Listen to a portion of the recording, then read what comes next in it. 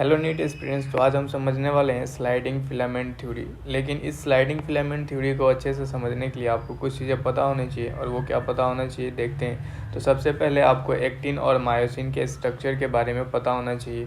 Then अगर आपको actin myosin पता है तो उससे पहले भी आपको ये स्ट्रक्चर जो कि मायोफिब्रिल का है, लेकिन मायोफिब्रिल आपको तब समझ में आएगा जब आपको ये स्ट्रक्चर समझ में आ रहा होगा। तो ये स्ट्रक्चर हम समझेंगे सबसे पहले, उसके बाद एक एक करके हम जाएंगे स्लाइडिंग फिलामेंट थ्योरी तक। ये जो आपको स्ट्रक्चर दिख रही है ये मसल्स की है। अभी आपको ध्यान रखना है कि मसल्स किससे बना होता है और इसके क्या क्या स्ट्रक्चर हैं। तो मसल्स में जो फेसिकल दिख रहा है, ये मसल जो होता है वो मसल बंडल से बना होता है। तो मसल बंडल के बारे में देखेंगे। फेसिकल जिसको मसल बंडल बोलते हैं, ये ध्यान रखना है, फेसिकल जो मसल बंडल होता है। तो आपको दिख रहा है कि ये जो छोटा सा कंपार्टमेंट दिख रहा है इसको बोलते हैं फेसिकल। अब ये फेसिकल जो है मतलब मसल बंडल जो है, यहाँ पे आपको दिख रहा है कि बहुत सारे मसल बंडल जो हैं वो मिल के क्या बनाते हैं, मसल्स बनाते हैं। ठीक है, लेकिन अब इस मसल्स के बीच में कुछ लेयर्स होते हैं, उस लेयर्स को हम जानेंगे। तो सबसे पहले जो आउटर कवरिंग होती है उसको बोलते हैं ईपीमाइसियम। ठीक है, अब ईपीमाइसियम के अंदर एक कवरिंग होती है जो फेसिकल को कवर करती है। जो फेसिकल है ना, इस छोटे छोटे जो फेसिकल्स आपको दिख रहे हैं, इस फेसिकल्स को कवर करने के लिए ब्लू लाइन से जो लेयर दिख रही है इसको बोलते हैं पेरीमाइसियम। ठीक है, अब पेरीमाइसियम, अब हम एक फेसिकल को बाहर निकालते हैं। फॉर एग्जांपल मान लो कि ये एक फेसिकल है और इस फेसिकल के अंदर क्या है बच्चे, यहाँ पे मसल फाइबर है। आपको दिख रहा है फेसिकल के अंदर मसल फाइबर होते हैं। तो यहाँ पे डायग्राम दिखाया गया है मसल फाइबर का। फेसिकल के अंदर जो मसल फाइबर हैं इसके लेयर को बोलते हैं जो मसल फाइबर यहाँ पे, मतलब यहाँ पे ये फेसिकल हो गया और ये एक मसल फाइबर है। तो इसका जो ये लेयर है इसको बोलते हैं सार्कोलीमा। आपको ये ध्यान रखना होगा, सार्कोलीमा। ठीक है, और यहाँ पे एक और चीज़ ध्यान रखना है कि जो यहाँ पे मसल्स फाइबर होते हैं, मसल्स सेल भी बोलते हैं, तो इसके बारे में कुछ आपको पॉइंट्स ध्यान होना चाहिए। जैसे कि जो मसल्स फाइबर होते हैं वो सिंसाइजियम होते हैं, इसके लेयर को बोलते हैं सार्कोप्लाज्म, इसके साइटोप्लाज्म को बोलते हैं सार्कोप्लाज्म, और इसकी जो कवरिंग होती है उसको बोलते हैं सार्कोलीमा। देन आपको एक और डायग्राम दिखाता हूँ यहाँ पे। इस डायग्राम से और ज़्यादा क्लियर हो जाएगा। यहाँ पे ईपीमाइसियम, पेरीमाइसियम और इंडोमाइसियम। अब यहाँ पे एनसीईआरटी डायग्राम में यहीं तक दिखाया है।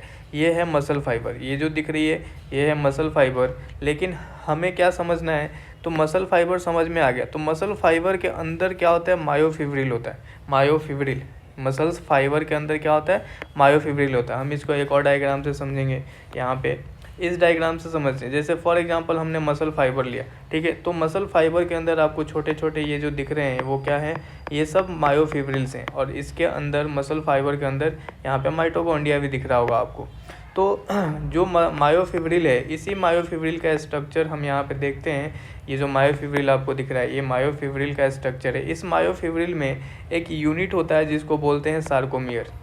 जो सार्कोमियर आपको यहाँ पे दिख रहा है, ये डार्क बैंड दिख रहा है जिसको ए बैंड बोलते हैं, और एक जो लाइट, ये जो लाइट कलर दिख रही है इसको बोलते हैं आई बैंड। ठीक है, अब इस स्ट्रक्चर को समझते हैं। तो यहाँ पे देखते हैं कि जो ए बैंड है, ए बैंड यहाँ पे आप देखोगे जिसको डार्क बैंड बोलते हैं, यहाँ पे डार्क दिख रहा है, ये जो डार्क बैंड है इसको बोलते हैं ए बैंड, और ये जो लाइट बैंड है इसको बोलते हैं आई बैंड।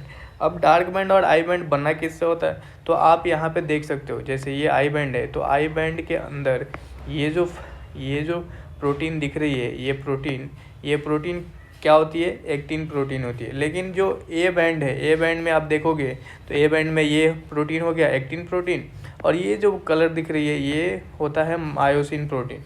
तो यहाँ पे एक्टिन और मायोसिन दोनों होता है, मतलब ए बैंड एक्टिन और मायोसिन दोनों से बना होता है।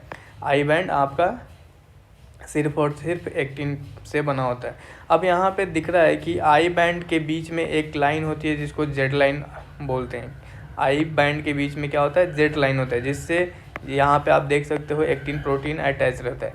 लेकिन अब यहाँ पे एक और पॉइंट ध्यान रखना है, सार्कोमियर जो यूनिट होता है, फंक्शनल यूनिट होता है मसल का, तो दो जेड लाइन, एक जेड लाइन और दूसरा जेड लाइन, दो जेड लाइन के बीच में जो भी चीज़ें रहती है उस सबको क्या बोलते हैं, सार्कोमियर बोलते हैं। तो सार्कोमियर के अंदर आपको दिखेगा, सार्कोमियर एक यूनिट हो गया, तो इसको एक रिप्रेजेंट करते हैं। जैसे यहाँ पे देखोगे ये आई बैंड का half, then A band complete, और फिर से इस आई बैंड का हाफ। तो यहाँ पे इसके लिए एक फॉर्मूला लिखते हैं, one sarcomere equal to half I, complete A band और हाफ आई। तो ये सार्कोमियर का यूनिट होता है, functional unit of muscle contraction, ठीक है। अब यहाँ पे जब मसल कंट्रैक्शन होता है तो ये सार्कोमियर ही फंक्शनल होता है, सार्कोमियर के अंदर चेंजेज होते हैं। तो हम आपको समझ में आएगा कि मसल कंट्रैक्शन कैसे होता है और क्या क्या चेंजेज आते हैं कंट्रैक्शंस पे, वो समझेंगे। उसके पहले आपको एक्टिन और मायोसिन समझना है। एक्टिन मायोसिन क्यों समझना है? क्योंकि ये आपको क्या दिख रहा है, ए बैंड के अंदर ये मायोसिन दिख रहा है और ये एक्टिन दिख रहा है, तो आपको एक्टिन और मायोसिन पता होना चाहिए। तो एक्टिन और मायोसिन में आप देख सकते हो यहाँ पे दो डायग्राम है, ये है एक्टिन का डायग्राम और ये है मायोसिन का डायग्राम। तो एक्टिन में आपको तीन चीज़ों से मिलकर बना होता है। एक होता है एफ एक्टिन, यहाँ पे सर्कुलर चीज़ें दिख रही है, सर्कुलर पॉलीमर जो दिख रहा है इसको बोलते हैं एफ एक्टिन, जिसका एक यूनिट को बोलते हैं जी एक्टिन, ठीक है। एंड दूसरा होता है यहाँ पे एक रस्सी जैसे धागा दिख रही है, इसको बोलते हैं ट्रोपोमायोसिन। तो दो चीज़ हो गया, एक एफ एक्टिन एक ट्रोपोमायोसिन। और तीसरा होता है ट्रोपोनिन। ट्रोपोनिन जो कि एक रेगुलर डिस्टेंस पे ये अटैच रहता है। किससे अटैच रहता है आपको ध्यान रखना है, ये ट्रोपोनिन जो होता है ट्रोपोमायोसिन के ऊपर अटैच रहता है, ट्रोपोनिन ट्रोपोमायोसिन का। अब ये क्या काम करता है, तो ट्रोपोनिन, इसके 3 यूनिट होते हैं। 3 यूनिट कौन से? ट्रोपोनिन आई, ट्रोपोनिन टी और ट्रोपोनिन सी। हम इसको समझेंगे बाद में। अब यहाँ पे पहले हम मायोसिन देख लेते हैं। तो मायोसिन के अंदर आपको ध्यान रखना है कि मायोसिन के अंदर हेड होता है, क्रॉस आर्म होता है और एक टेल होता है। हेड के पास 2 यूनिट होती है, एक यूनिट को बोलते हैं एक्टिन बाइंडिंग साइट, जिसको साइट बोलते हैं, और दूसरा होता है एटीपी बाइंडिंग साइट। आपको ध्यान रखना है, ऊपर वाला जो साइट दिख रहा है इसको बोलते हैं एक्टिन बाइंडिंग साइट। अब एक्टिन बाइंडिंग साइट मतलब क्या, कि ये जो एक्टिन प्रोटीन है यहाँ पे बाइंड होता है। कैसे बाइंड होता है वो स्लाइडिंग फिलामेंट थ्योरी में देखेंगे। देन आपको यहाँ पे एटीपी बाइंडिंग साइट, एटीपी यहाँ पे बाइंड होता है, एटीपी यूज होता है, फिर वो स्लाइडिंग फिलामेंट थ्योरी में एटीपी एनर्जी यूज होता है, देन मसल कंट्रैक्शन होता है। कैसे होता है हम स्लाइडिंग फिलामेंट थ्योरी में देखेंगे।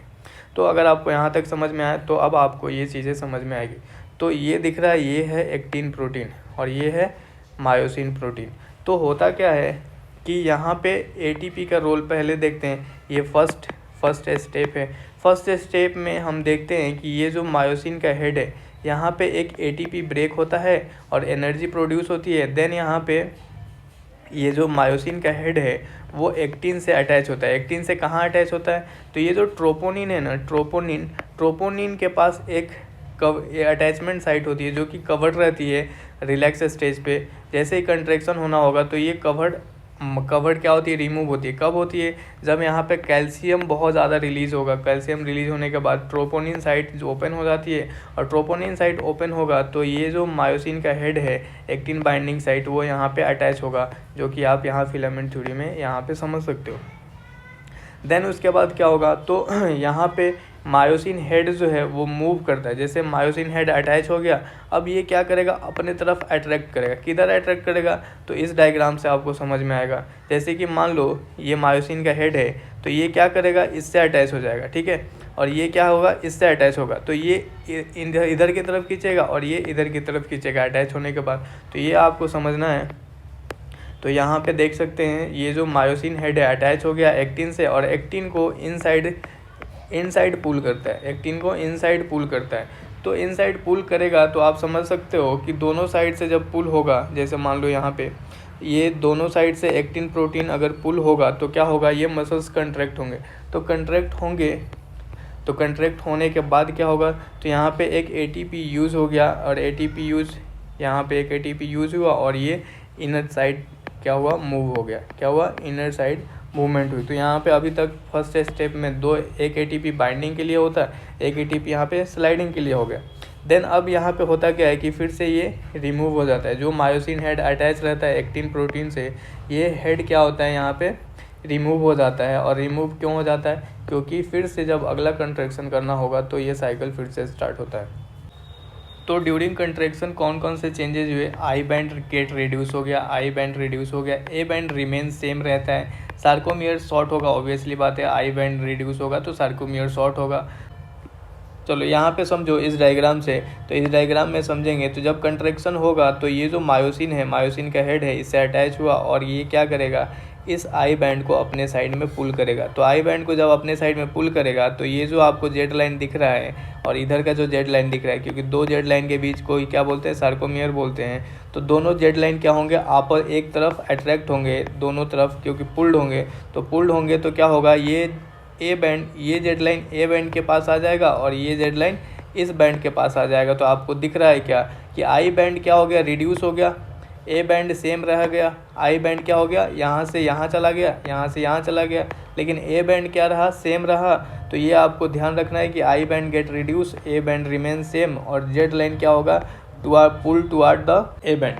ठीक है, तो आपको ये ध्यान रखना है कि ड्यूरिंग कंट्रैक्शन कौन कौन से चेंजेस आते हैं। तो अगर आपको वीडियो अच्छी लगी तो चैनल को सब्सक्राइब कर दें, और कोई डाउट है इससे रिलेटेड तो कमेंट सेक्शन में कमेंट कर दें। All the best.